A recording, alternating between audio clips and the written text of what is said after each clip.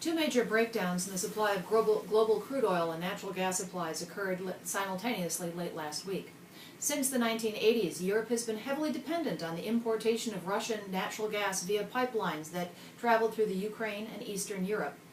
Last Thursday night, the Ukrainian President Viktor Yanukovych shut off transfer of natural gas to the West in retaliation for what he deemed EU support for hooliganism in the Ukraine. The impact of this one issue has caused a ripple effect in the world market of liquid natural gas, LNG, that has spiked global prices.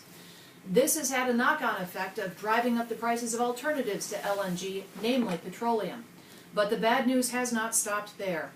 The crisis that has simmered in the Gulf since Iran's deal with the West, one that has traded a freeze in its enriched uranium program in exchange for an end of economic sanctions, boiled over on Friday morning.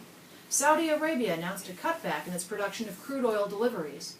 The Saudis contend that the West is selling out its allies to the Iranians, and that only drastic measures will bring the world to its senses.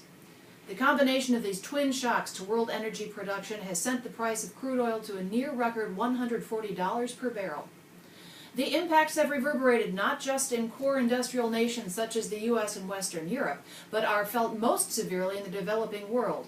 A litany of woes include the following. Over the weekend, governments have imposed food rationing and energy brownouts have occurred in cities and villages throughout the Arab world and into sub-Saharan Africa.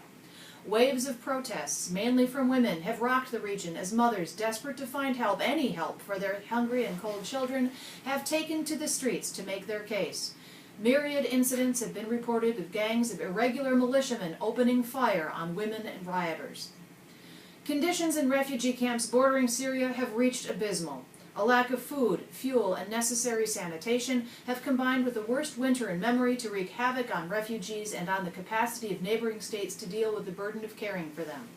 And in Syria itself, rival gangs, some al-Qaeda inspired, are using access to food and fuel to extort allegiance from a desperate population. This is all happening at a time when the West seems divided, and Russia and China appear to be in a watch-and-wait mode.